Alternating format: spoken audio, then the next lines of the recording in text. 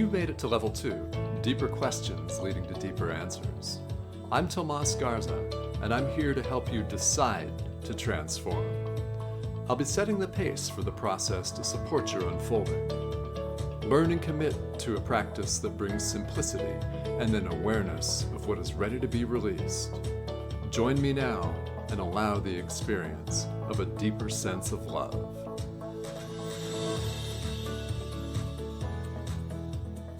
Hello and welcome to Decide to Transform. I'm your host, Tomas Garza, and we have not one, but two very special shows in store for you today. I'm excited because G.P. Walsh, Master Spiritual Teacher and good friend G.P. Walsh, joins me on the show as executive contributor to Decide to Transform. Now, G.P. is kind enough to sit down with me today, and we'll be recording 2 shows a month and releasing 2 shows a month. G.P. is excited about this, and we've talked ahead of time. Again, he'll be the executive contributor here to Decide to Transform. So look forward to 2 shows a month from him as he shares his heart and his wisdom with all of you. Now, GP is a true master spiritual teacher, full of compassion, wisdom, and playfulness. He's been teaching and healing for over 30 years and has touched thousands of people with uncanny ability to just know what someone needs to make a breakthrough. The son of a schizophrenic mother and an absent father, GP's earliest memory is being tied to his bed to keep him from wandering. The years of abuse and emotional deprivation were offset by a natural gift for and love of truth, as well as an unquenchable curiosity about how people really heal and awaken. GP has spent a lifetime mastering various techniques of meditation, energy healing, emotional clearing, and manifestation, as well as studying numerous spiritual and religious traditions, Zen Buddhism, and the non-dual inquiry of Sri Muji and Ramana Maharshi. An articulate speaker, extraordinary teacher, meditation master, and world-class storyteller, he takes the most difficult life teachings and makes them easily understandable and practical. His message goes beyond self-help to deep and lasting spiritual transformation. Jack Canfield called him one of the best storytellers in the world and personally invited him to become a member of the prestigious Transformational Leadership Council. He is the author of The Tao of Allowing, Tapping on the Buddha, Angels in the Basement, and countless courses and workshops. He is the creator of Inner Reconciliation, the culmination of his many decades of research and practice. This is all about transformation. GP, I should add, is also one of the hosts of The Flow of Enlightenment on Om Times Radio. Transformation is all there is the tagline of that show, and I love it. GP, this is great to have you. Welcome. Thank you, my friend. This is so cool. This is just really great. It is cool, and this is something that I've been excited about to release not 1, but 2 shows with you. And we have talked ahead of time here, and we agreed that we were going to address the subject of men, as in men actually needing help and assistance. And it's a subject that comes up all the time these days. There's so many people in one spiritual or healing modality or the other talking about it. And we thought, what a perfect topic for these 2 shows here today. So, GP, you suggested this. What was behind that for you? I don't know. In our field, in the field of personal development, even spirituality, there are so many women. And I also have found that men in general these days are rather confused and a bit disoriented. And just thought, a couple of guys are sitting around talking. We should speak to ourselves, basically. Mm-hmm. I mean, because we're included in that lot. And, it's hard to find mature men, especially in the world of self-help and New Age spirituality and that sort of stuff that really still carry that masculine power. Yeah. That kind of authority Mm-hmm. that is unique to the masculine, which is not a denial of the feminine authority. It's just very different, right? Mm-hmm. And for us to truly own that as men would create a very, very different world. I mean, I think the world is being run by men and by boys in men's bodies, Mm-hmm. right? They really haven't become men, or it wouldn't be so damn violent. Mm-hmm. Yeah, the world would be a very, very different place. I So agree. that was kind of my thinking behind it. Yeah. Mm-hmm. Well, and I was excited to talk about that because I agree with that. It wouldn't be as violent a world, and yes, there's so many disconnects going on, and I think a listener can think about any arena of life that there are boys in a man's body running the show. Yeah. Yes. No, it's very, very true. And we've tried to touch on it, through our modern psychology and stuff, getting in touch with your feminine side and things like that. But that's just a scratch of the surface. I mean, that's just kind of an invitation to try to be more gentle. The misunderstanding is that somehow the masculinity is aggressive and over alpha male oriented, and that's just very, very primitive, right? That's certainly not the mature, developed masculine energy. That's certainly not the energy of the elder and of wisdom and of compassion. And the modern ideal of a man is the superhero, right? Who's only got one flaw. Right? Yes. or the loner, the self, the loner, the lone vigilante who goes out and fixes everything, or the self-made man, the guy Mm-hmm. who made himself a billionaire, as if there was such a thing. Mm-hmm. It's Right. part of the illusion. It's just a big illusion, but it's really an attempt for us to define masculinity in a world where just the physical properties of masculinity are no longer the advantage. Mm-hmm. We have a Yeah. culture where we don't need it. So I can bench press more than she can. Mm-hmm. So what? Yeah. Well, you look good on Instagram if you do, I guess. Yeah, you look good on Yeah. Instagram, but we don't have to carry the wildebeest home anymore, No. right? No. No. Yeah, it's true. We really don't. There's so many people that don't even connect with that. That grew up believing, if they grew up in an urban area, that food comes from the store or something like that. Yeah, Yeah. yeah. I felt that way. I Mm-hmm. mean, I don't know. I was probably in my early 20s before I really grasped Mm-hmm. this whole process and how it worked, because it just happened, right? Food Yeah. is just magically appearing. But that's the thing. Our culture, with our technology and just the development, especially over the last like 300 years, has has so has so liberated us from being completely controlled by the environment. Um, Yeah. right, which is where, for millions of years, that's how we evolved, right? Simply in response to the environment. And all of a sudden, that environment has been so stabilized that Yeah. survival is almost guaranteed. And we don't know what to do. What do we do now? Who am I now when those shackles have been taken off? And and the culture as a whole has just become so dumbed down that we're just kind of amusing ourselves instead of redefining ourselves, instead of instead of truly deciding to transform. Yeah. Right. No, exactly. And because it isn't arbitrary anymore. It used to be, right? You're in a particular environment, and you either made it or you didn't. If you did, congratulations, you get to have babies and they'll survive too. But we're not in that environment. We're not there anymore. Right? And now we have to, but some of that instinct is still there, right? Yes. That very primitive, animalistic part of it is still very much alive.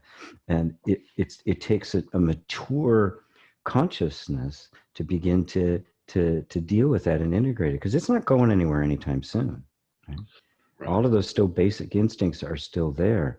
And we have to mature to the point where we can learn to integrate them. Mm-hmm. Right? Yes. They don't dominate us anymore.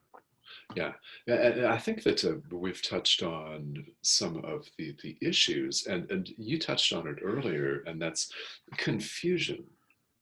It's general confusion. And yeah, let's explore where did this general confusion come from? Well, boy, you have to look at the entire picture, Yeah. right? Yes. Right? Of how we got to where we are, right? Mm-hmm. And it seems to be that the destiny of the human being was for self-awareness. Right? We're the only critters on the planet that actually recognize themselves, that have a sense of I, a sense of self. I mean, every critter on the planet has a sense of being, Mm-hmm. but we're the only ones that are consciously self-aware. I can talk about a me, right? And I can define me, which is really amazing when you consider it. I mean, it seems like an unnecessary artifact that just gets in the way. But the fact of the matter is, it's the pinnacle. It is the pinnacle of evolution. It's the pinnacle of our growth, right? Yeah. But there's a transition that has to take place, right?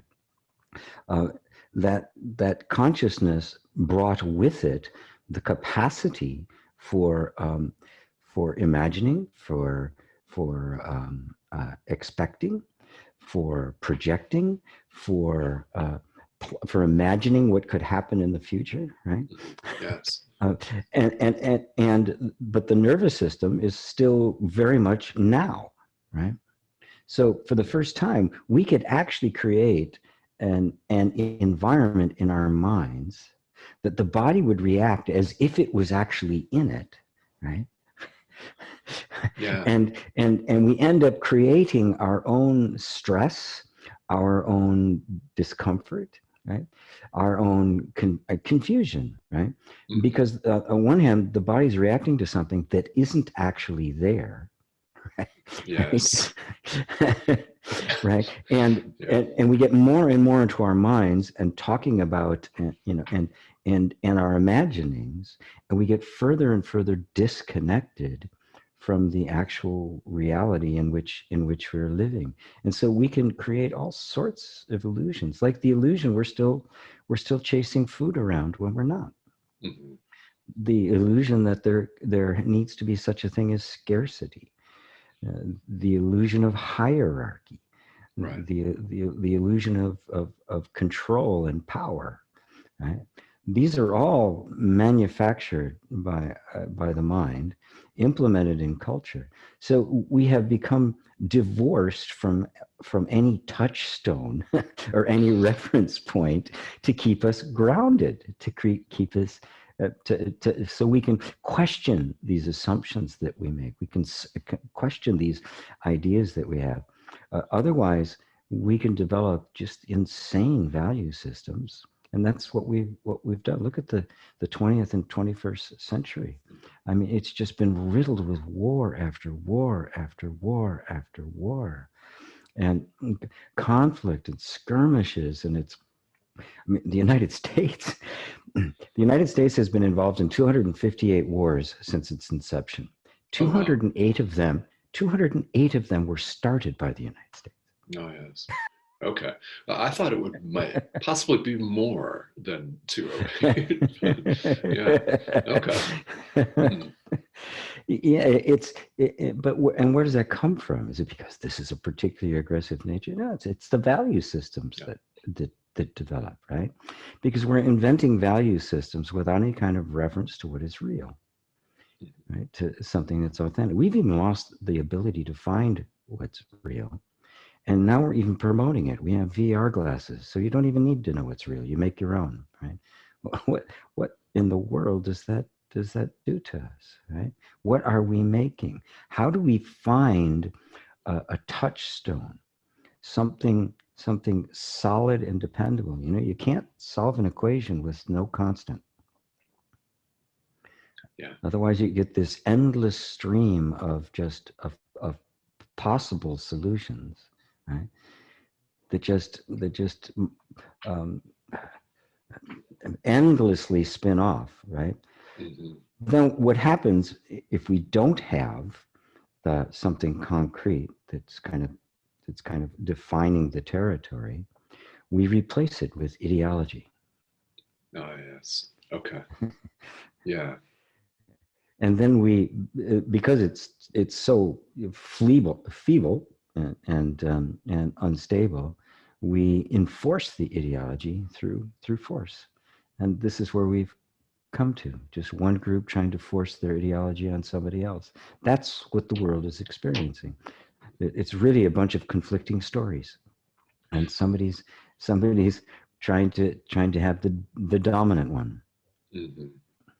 Right, and it's very interesting for the listener. GP and I are both from the United States. I actually did not know that the U.S. had been involved in 258 wars or conflicts since its inception. Yeah, Yeah, and yes, that I did not know it's that. the most warlike nation in history. Mm-hmm. Well, and modernly, I think those of you listening from around the world might be in complete agreement with that. Yes, as we've shown ourselves as a nation very differently lately. So, you talk about needing to find a touchstone and missing that. Could you say some more about that touchstone and why that's so critically important? Well, everybody has to find that, because inherently in the human system, the human ego, the human sense of identity, right? There's nothing absolute about it, right?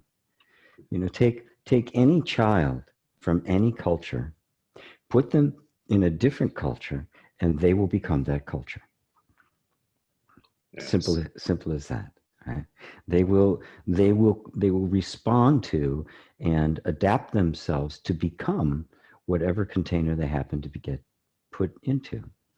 There was a study done, oh boy, I read about it a long time ago, maybe 30, 40 years. It's a psychological study at the beginning of the school year, you know, and in grade school and junior high, they will often, especially if they started in junior high, they start dividing up, you know, the smart kids and the dumb kids, and I have the dumb kid class and the smart kid class, right? Mm-hmm. Um, so what they did at the beginning of the year is they told the teacher that had the dumb kids that she had the smart kids, and they told the teacher that had smart kids that she had the dumb kids. Mm. Guess what happened? Uh, They yeah. completely responded to it. The smart kids became dumb. The dumb kids became smart, purely out of expectation. So where's our touch point? Mm-hmm. Where can we stick our feet? I mean, we can't go back to the Serengeti, right? We can't go back to the trees. Right? We have we have no choice. The boats have been burned. We have we have to find some point that is the around which you can build a humane and sustainable culture and a sustainable society and a sustainable world, right? Because it's Right. clear the one we have now isn't working. And for me, I learned relatively early, and it's just proven itself over and over again over time, that the only place to find that is within, Mm-hmm. Yeah. because you're not going to find it outside anymore, right? You can't go back to the culture once you've seen through it. I mean, once you've had enough consciousness that you've outgrown the roots of your own culture, that you've seen your own culture for all of its value is in fact arbitrary. There's nothing absolutely true about it, right? Mm-hmm. And we live in a time where, you know, people who are listening to this on the internet, you can be exposed to as many cultures as you want. Right? Yes. You can see the world through all sorts of different eyes, and at the level of us regular human beings, we don't see the divisions between that we're told by the governments and that sort of thing. We don't see the same kind of borders. I find the same people all over the place. I have students in Turkey, Serbia, Dubai, Saudi Arabia, right? Yeah. Yes. Yeah. As well as all over Europe and India, and the hearts are all the same. Mm-hmm. Yes. It really becomes, if you want me to sum it up, the reference point is love. Mm-hmm. An appreciation, to appreciate the differences and anchor yourself in the similarities. Even the term race was invented. There isn't races. No. No. Not at all. The differences, the physical differences between us are actually so insignificant, right? They're so superficial, mm-hmm. Right? That the actual character, we're not different species. There's only one of us. Right. Yeah. And so much is arbitrary, and there's so much in modern society, whether you're in the United States or not, it doesn't make any difference. This is global, it's worldwide, so wherever people mm-hmm. are listening from, there's so much arbitrary designation that, as you said, things really don't have a meaning.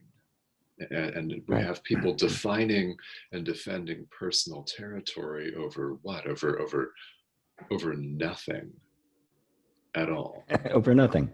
Over nothing at all. Over nothing at all. Yes, that's right. Mm-hmm. That's like a tale told by an idiot, full of foam and fury, signifying nothing. Shakespeare wrote about it 400 years ago. Yes, because it is arbitrary. Mm-hmm. Right? The danger, though, is that it is mistaken for something that's absolute.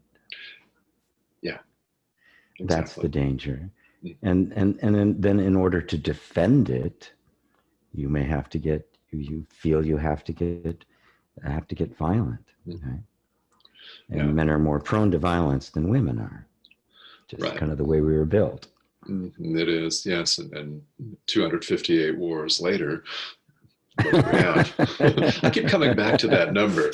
That's that's more than I thought. I wonder if it's more than the listeners thought as well. So we're operating in this arbitrary and really highly artificial way of living the more we think about it.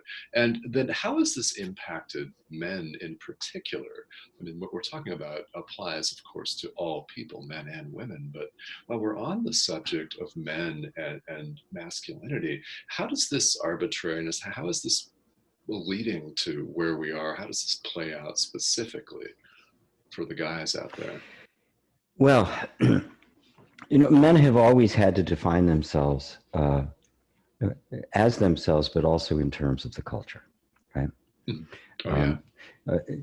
As Joseph Campbell put it beautifully, he said that women are life, men are the protectors of life, right? And that's kind of been the cultural role. And primitively, prior to agriculture, like 12,000 years ago plus, it was very clear what the man's role was. But at the same time, there was in these cultures, because they weren't so strictly hierarchical, and they weren't as big, right? There was an acknowledgement of the individual, the value of an individual. So the entire relationship between men and women within the culture was a nice flow between the individual qualities and powers that somebody would have and their responsibility to the whole, right? And That's what male initiation rites were all about. They were to take the boy, because women automatically, girls automatically become women. It just happens. Their body does it, because the female body is still very connected to the earth and the cycles and all that sort of stuff, whereas men are not. Right. Right. And so boys had to be taught to be men. Yeah. Right. Yes. And there were some very harsh processes that brought them into the realization that they were owed nothing. Nothing was for certain, and your chances are a whole lot better of surviving if you work with us, if you work with everybody. And they also were very clear as to their role of taking care of women. The first images of gods were goddesses, and they were now owned. I mean, it was the female was the first thing that was worshipped, and for damn good reason. I mean, life comes out of it, the female body, and it nourishes that life, right? I mean, it gives life and feeds life up until the time that it's capable. And for human beings, that's a long time, before we're actually capable of having a chance in hell of surviving. Yeah, that's for sure. And so, but what happened is everything began to shift when it went into agriculture and the formations of cities and that sort of thing, right? So for the first time, we could store food. We could actually grow food and store it. And so there was a distinct lessening of complete dependence upon the environment. So I wasn't just walking around every day gathering, and if nothing was there, I died, right? I was growing grains and corn and things that would actually store, right? So what a huge difference, where all of a sudden, from being basically nomadic, where we just kind of be wandering, following the food, to being static. And when that happens, now suddenly the tribes get bigger, right? More stuff begins to happen, and hierarchy begins to emerge. Specialization begins to emerge. Right? All sorts of things begin to happen. And so all of a sudden now, the man doesn't define himself by how well he can chase down a wildebeest. How well can he make a horseshoe? Right? Completely different world, right? Yeah. Right. But and over time, as technology and things developed, the physical body of men and women became less and less a factor in survival, right? Yeah. Yes. and like 300 years ago, with the Industrial Revolution, everything changed, right? When the United States was first formed, 1776, 98% of the population were farmers. Wow. Now, 2% of the population are farmers. I mean, complete disconnect from Gaia, for sure. Gaia, and the whole energy of that. The Industrial Revolution was, men were no longer in the house. They were no longer there. They were no longer out in the field with the kids, working with them. The kids were now in schools. The women were there in the house, and the man was off for most of the day, serving the industrial machine. Right? Again, a completely different relationship. Yeah. And it was at this time that all of the male initiation rituals were lost, because they didn't want that anymore. They didn't want them, men being in tune with their tribe. They wanted it in tune with the industry.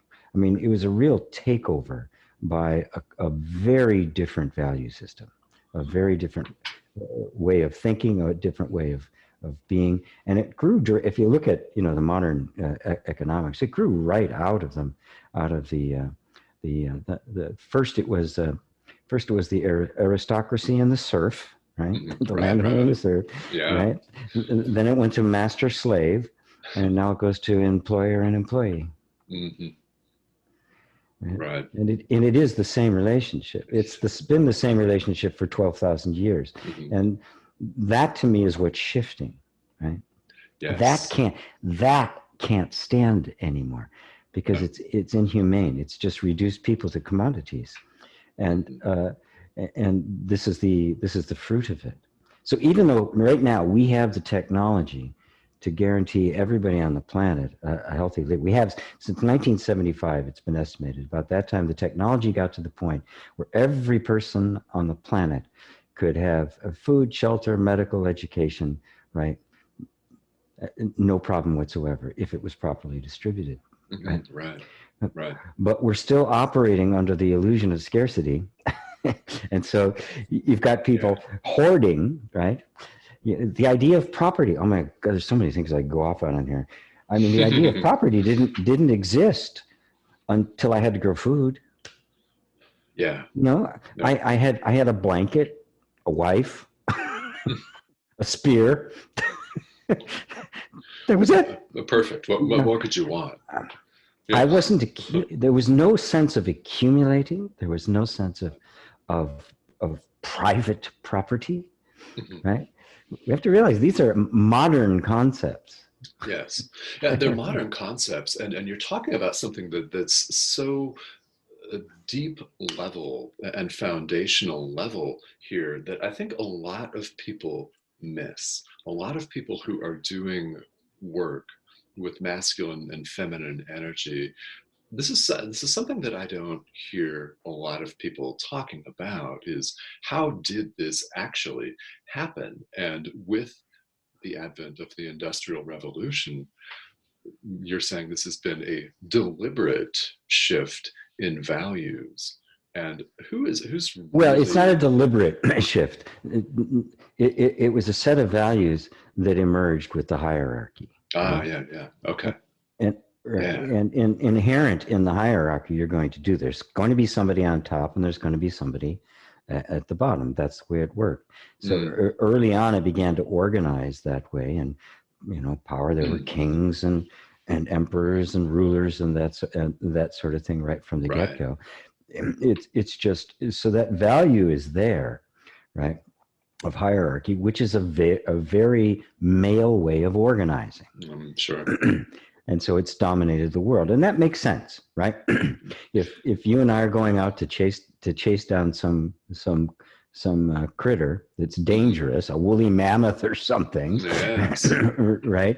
Yeah. We got to know what everybody's going to do, and we got to do it, Hmm. right? Hmm. So it can be much more strict hierarchy because women don't Yes. organize that way. They Right. they they organize horizontally through all very intricate relationships, Hmm. very very different. But Right. because men dominated, it became just the dominant. It's still there, right? So just, yeah, It, so it just sort of it's happened that way.